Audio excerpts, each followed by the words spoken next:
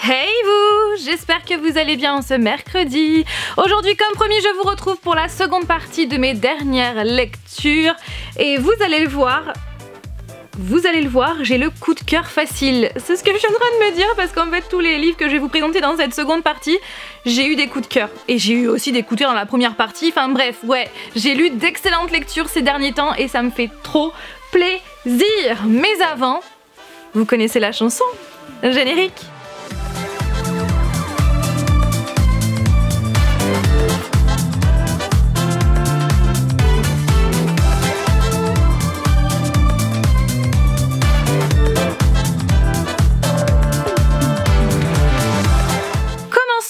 Avec Les Sœurs Perdues par Holly Black chez les éditions Rajo. C'est le fameux tome 1.5 qui se situe entre le Prince Cruel et le Roi Maléfique, donc de la saga The Folk of the Air, donc le peuple de l'air en français. Et donc le troisième tome va sortir le 23 mars 2022 et il aura comme nom La Reine sans Royaume. Et franchement j'ai hyper hâte parce que voilà, à la fin du tome 2, Jude est dans un endroit précis et sincèrement j'ai trop hâte, surtout que le tome 3 ça va être le dénouement, tout ça et j'attends des choses avec impatience, enfin bref voilà, et puis aussi pas mal de réponses donc j'ai vraiment hâte. Sinon en attendant, aujourd'hui je vais vous parler de ce petit livre là qui est donc sorti après le Roi Maléfique mais qui se situe avant, voilà, en termes de chronologie c'est vrai que c'est pas trop ça, mais bon on va passer ça et du coup je vais vous parler maintenant du résumé. Pendant que Jude se bat contre le prince Cardan pour trouver sa place à la cour de Terafae, sa sœur jumelle, Terrine, tombe amoureuse de Loki ou Locke. Dans ma tête, c'est Loki, donc je ne sais pas. Un personnage ambigu. Or, Terrine cache elle-même un certain nombre de secrets. Déjà, si vous avez vu ma vidéo Book Haul, vous savez que je ne suis pas très fan du format. Voilà, il fait 60 pages, nous avons un bandeau mais que je n'aime pas du tout qui est collé sur la couverture. Ça c'est clairement, typiquement, le genre de choses que je ne veux plus voir en 2021, ce genre de bandeau rouge collé sur la couverture et même en dehors parce que c'est clairement des papiers qu'on ne garde pas, qu'on jette à la poubelle, donc forcément je ne vois pas à quoi ça sert à part bien sûr à faire de la pub, souvent pour l'auteur ou pour l'autrice, mais c'est vrai que ça sert à rien, s'il vous plaît arrêtez en 2021, c'est comme les mecs torse nu sur les couvertures, c'est pareil, on n'en veut plus, Enfin bref, donc Les Sœurs Perdues, je dois vous avouer que voilà, je suis pas fan du format parce que je ne comprends pas, j'aurais préféré en fait que ce livre soit inclus, en fait que cette nouvelle, parce que c'est une nouvelle, qu'elle soit inclue à la fin du Prince Cruel. Voilà. Mais du coup, quel est mon avis? Eh bien sincèrement, je suis plutôt surprise et c'est surtout qu'on apprend tellement de choses dans ce petit livre là, dans ces 60 pages, on apprend tellement de choses puisqu'en fait c'est une histoire, une nouvelle qui est écrite sous le point de vue de Terrine. Terrine c'est la sœur jumelle de Jude qui est la protagoniste de la saga, donc de cette saga là, et du coup là clairement on en sait beaucoup plus sur Terrine et sur ce qui s'est passé en parallèle parce que Terrine c'est un personnage, je pense que si vous avez lu la saga comme moi, c'est clairement un personnage qui, voilà, je l'appréciais pas forcément. C'est un personnage que je trouvais sans profondeur, sans relief, qui m'intéressait pas spécialement et vu ce qu'elle fait, je la voyais plutôt du côté des méchants plutôt que des gentils en fait. Et finalement dans cette histoire est écrite sous son point de vue à elle, mais elle ne s'adresse pas à nous lecteurs, elle s'adresse à sa sœur jumelle Jude où elle lui explique ce qui s'est passé en fait durant le tome 1 pour elle et du coup on apprend plein de choses, on apprend finalement ce qui s'est passé et pourquoi l'histoire est devenue comme ça, pourquoi il s'est passé tout ça. Ce que je trouve dommage c'est le fait que comme cette histoire justement n'est pas intégrée dans les livres, on n'a pas la réponse de Jude. On ne sait pas du tout si Jude est au courant de ça, donc j'espère que dans le tome 3 on aura la réponse de Jude et qu'elle sera au courant de tout ça. Donc ça, et puis le fait aussi que comme il n'y a que 60 pages, c'est vrai qu'on reste, enfin je suis restée sur ma faim sincèrement parce que j'ai appris plein de choses, mais en même temps il n'y a pas assez d'éléments, c'est-à-dire que les choses sont survolées, voilà, j'aurais aimé avoir encore plus de détails sur ce qui s'est passé, encore plus quoi. Donc c'est vrai que c'est un petit peu dommage, puisque vraiment Terrine dans cette histoire, dans cette nouvelle, elle raconte on va dire les moments forts du tome 1, de son point de vue à elle, de ce qui s'est passé on va dire, et de pourquoi il s'est passé ça sous le point de vue de Jude, et donc voilà, ce qui en a découlé, donc c'est vraiment hyper intéressant et c'est important à mon sens, c'est une nouvelle qui est hyper importante dans la saga, mais je trouve qu'elle est mal menée en fait, elle est...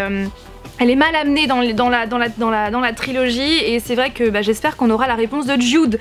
Voilà pour mon avis sur les sœurs perdues et franchement j'ai hâte de lire le tome 3. Fort Hill, le tome 2, La marque du poison par Vanessa Altmeyer chez les éditions Alter Real. Si tu passes par là Vanessa, je te fais plein de bisous encore une fois et sincèrement j'ai trop aimé mes avant. Résumé. Pour ne pas vous spoiler le tome 2, je vais vous parler du résumé du tome 1. Sa carrière de journaliste est rien que sa carrière. Voilà ce qui compte pour Lisa Kincaid. Jusqu'au jour où elle fait un burn-out et plaque tout. Elle se voit alors contrainte de retourner à Fort Hill, petit village des Highlands, qu'il a vu grandir et qu'elle a quitté sans regret. Et pour cause, sa mère prétend être une sorcière et les gens du village se sont toujours méfiés de sa famille comme de la peste. En plus, une famille étrangère s'est installée dans le vieux château sur la colline.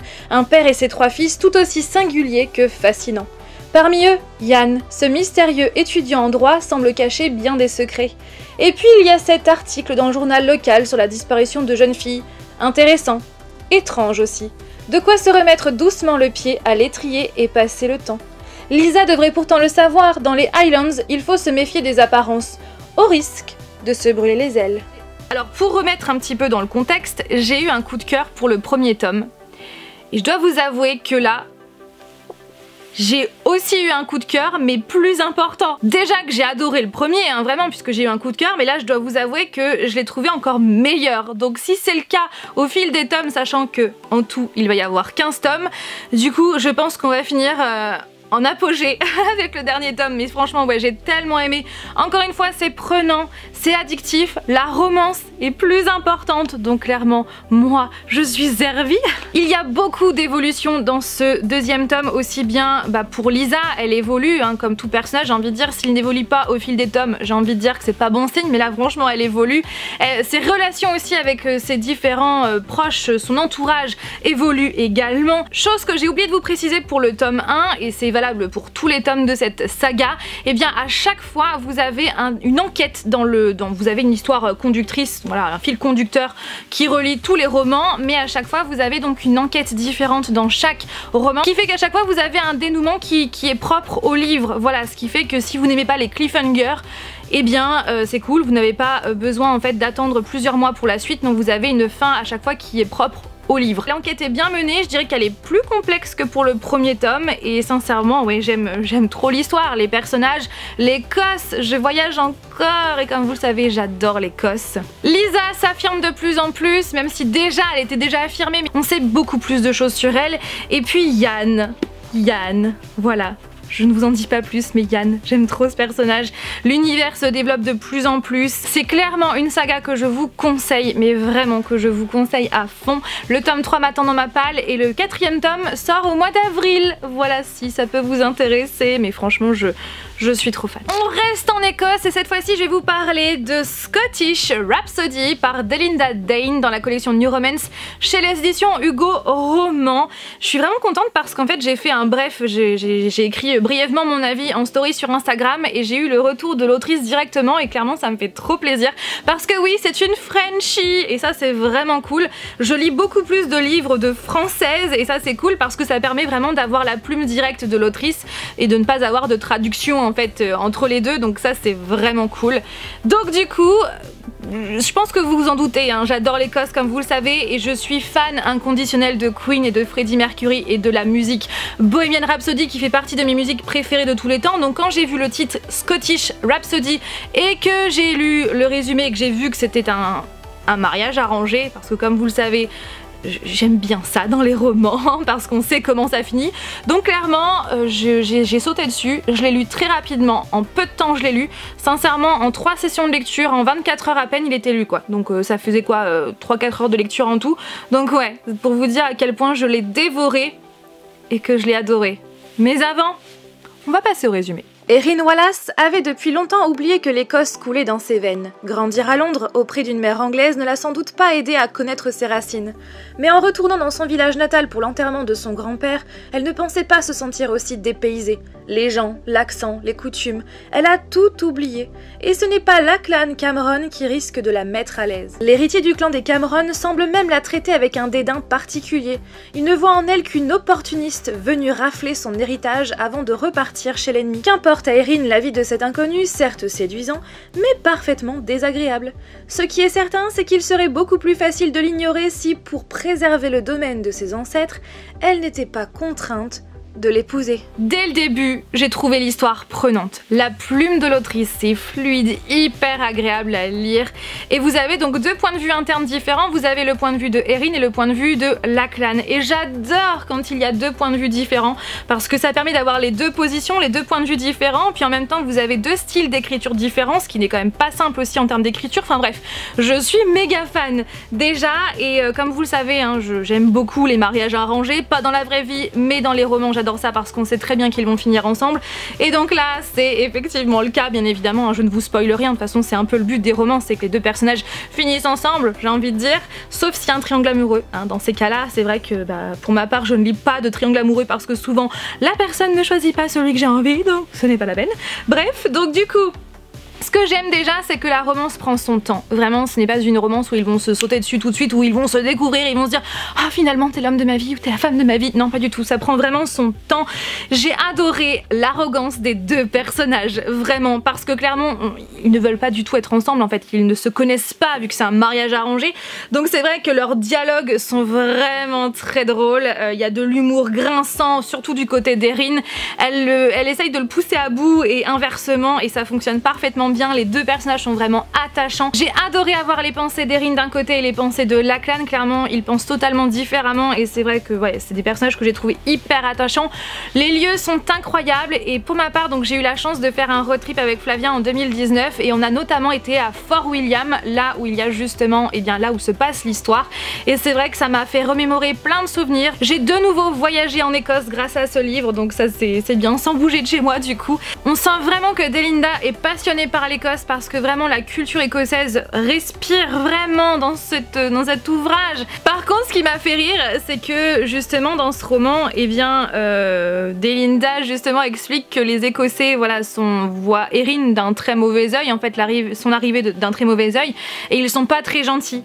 Et du coup, à la fin du livre, elle a mis dans les remerciements « Pour les besoins de l'histoire d'Erin et Lachlan, je me suis permis de prendre quelques libertés avec la réalité. J'espère que les Écossais me pardonneront. » Et ce qu'il faut savoir, c'est que les Écossais sont tellement gentils en fait, ils sont tellement aux antipodes de ceux qui sont dans ce livre-là, parce que franchement, de tous les pays qu'on a visités, les Écossais sont clairement les plus gentils qu'on a rencontrés.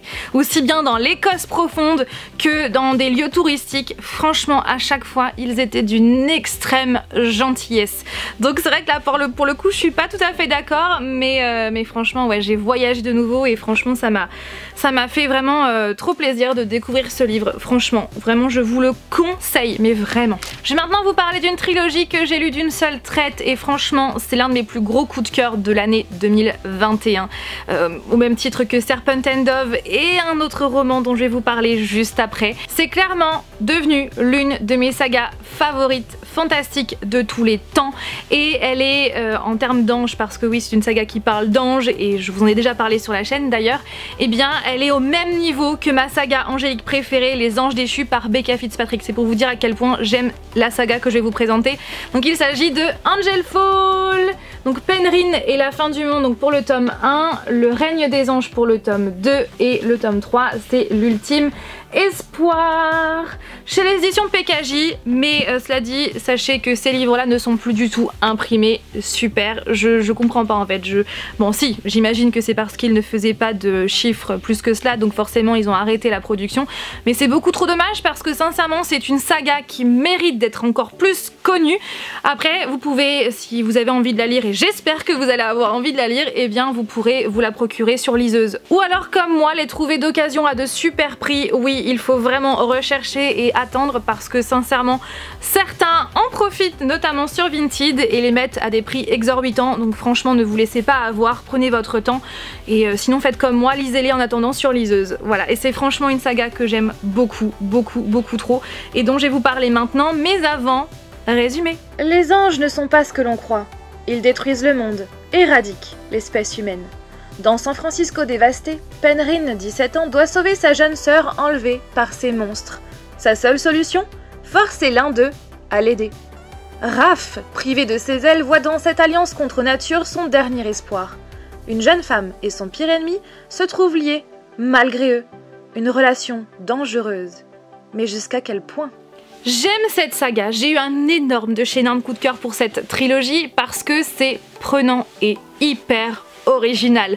Cette fois-ci, on a affaire à des anges, non pas angéliques, comme souvent même dans la théologie, hein, les anges sont gentils. Là non, en fait, les anges ne sont pas du tout gentils. Non, ils sont là pour exterminer les humains de la planète Terre.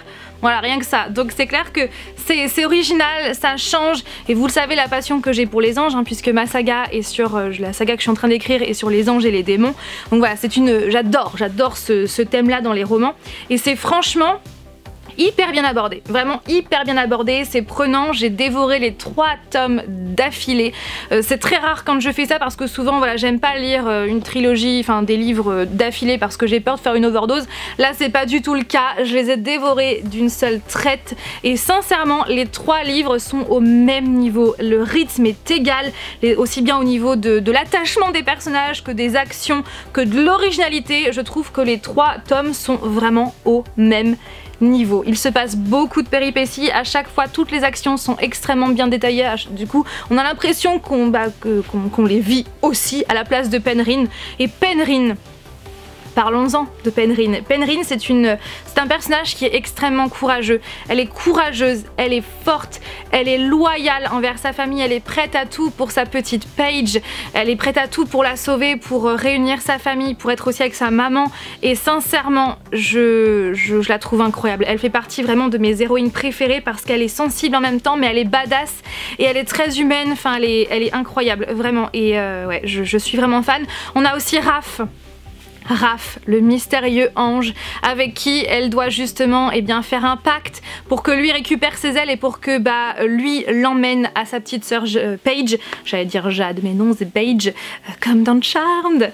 Donc ouais, Raph est un personnage très mystérieux, quand même arrogant, qui a du caractère et franchement ce duo il est électrique, vraiment électrique. J'adore leur dialogue. Donc cette trilogie est sous le point de vue de Penryn et la fin est clairement à la hauteur de mes espérances. Enfin franchement. Et franchement, je suis dégoûtée que cette trilogie ne soit plus du tout imprimée en France parce que c'est vraiment une pépite.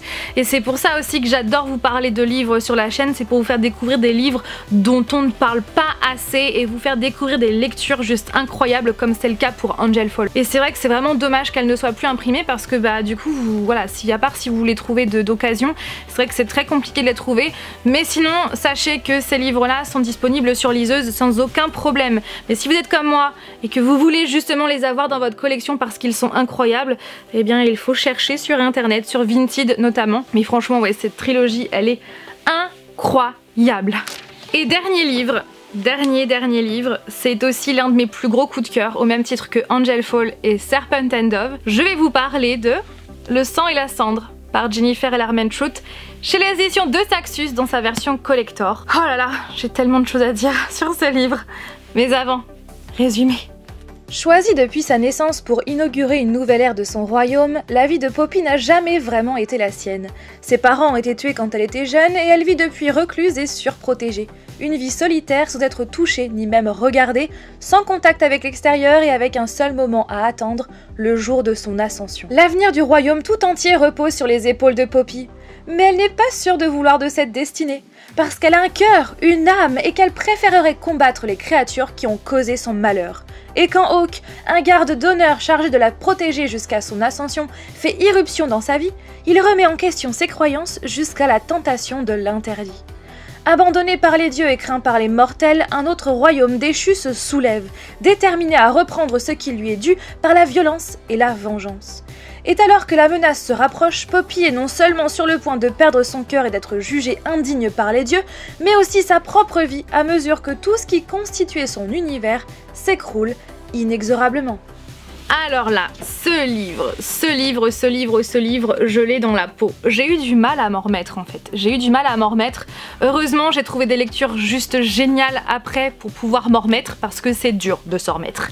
C'est une histoire qui est tellement original, c'est de la fantasy pure et dure qui est tellement aboutie, avec une histoire complexe, des personnages complexes, une ambiance complexe aussi, puisque Poppy se retrouve vraiment surprotégée, elle n'a pas le droit de faire plein de choses, en gros elle a le droit juste de respirer et de rester dans sa chambre, et aussi d'être voilée quand elle doit sortir pour que personne ne regarde son visage. Enfin, c'est vraiment une histoire qui est hyper originale. Et Poppy, c'est vraiment un personnage féminin que j'adore parce que, encore une fois, elle a du caractère.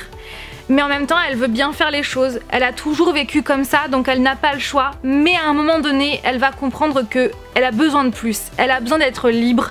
Et justement, on va voir son évolution au fil du livre. On va voir notamment sa rencontre avec Hawk, qui est très mystérieux. On sait très bien qu'il est très mystérieux, il cache des choses. Voilà, on sait rien de lui finalement. On découvre pas mal de choses petit à petit au fil des péripéties, au fil des actions. Et c'est vrai que la fin ne m'a pas surprise parce que je savais, je le sentais et j'espérais, au plus profond de moi j'espérais. Mais je n'imaginais pas que ça soit fait dans cette façon-là. Je sais pas du tout comment vous expliquer sans vous spoiler, mais en tout cas voilà. Et c'est vrai que c'est un livre qui c'est un pavé, hein. C'est un pavé puisqu'il fait il fait plus de 650 pages. Mais sincèrement, je l'ai dévoré à une vitesse folle parce que je voulais toujours en savoir plus. C'est vraiment extrêmement bien écrit et ça ne me surprend pas parce que j'adore l'autrice Jennifer Larmenschutz, notamment pour la saga Lux ou aussi la saga Dark Elements. J'adore sa plume et cette autrice, clairement, elle excelle dans tous les univers puisque la Lux, c'est de la science-fiction et franchement, c'est excellent. Dark Elements, c'est de l'urban fantasy. C'est vraiment, bon, c'est pas aussi excellent que Lux, mais c'est que Luxe en français. Oui, parce que j'ai découvert récemment qu'on disait Lux. Enfin, beaucoup de gens disaient Lux et non pas Luxe, donc je vais dire Lux aussi. Non, je vais continuer à dire Lux, je m'en fous. Donc du coup, voilà. Dark Elements n'est pas aussi bien que Lux, mais c'est quand même une histoire que j'adore. Et là, pour le coup, c'est vraiment excellent. Excellent, et je ne sais pas du tout quand est-ce que va sortir le tome 2, mais en tout cas, c'est... Waouh, waouh, on apprend plein de choses, on a encore d'autres vérités qu'on apprend au fil du temps et sincèrement, et puis elle a pas peur de tuer des gens, hein, Jennifer Larmenschutz, non, elle n'a pas peur d'éliminer plein de gens et il y a beaucoup d'actions, beaucoup de détails, on a l'impression d'être aussi avec Poppy, de vivre tout ça, enfin c'est incroyable, incroyable, j'ai frissonné, j'ai ri aussi parce que par moments il y a des petites scènes voilà toutes mignonnettes et puis en même temps des fois il y a des scènes qui sont sombres, qui sont dark, qui foutent la chair de poule quoi, mais ouais, il y a un mélange de tout, d'ascenseur émotionnel aussi, de petits papillons dans le ventre, enfin voilà, c'est énorme, de chez énorme coup de cœur. Voilà pour cette vidéo, j'espère qu'elle vous a plu, j'espère. Alors prochainement, avant la fin du mois de janvier, je vais vous faire une vidéo sur une vidéo récapitulative sur mes plus gros coups de cœur de l'année 2021. J'en ai eu énormément, donc je pense que je vais m'atteler à faire seulement un top 10 pour ne pas partir dans tous les sens non plus. Je pense qu'à force de vous le rabâcher, vous avez compris ce que je préfère le plus, hein, n'est-ce pas, au moins mon top 3. Donc voilà, et puis voilà, donc n'hésitez pas vous aussi à marquer en commentaire vos avis sur les livres que je vous ai présentés si vous les avez lus. Bien sûr sans spoiler, je vous fais confiance, je vous fais tout plein de bisous et je vous dis à dimanche prochain pour une nouvelle vidéo. Bye! Yeah!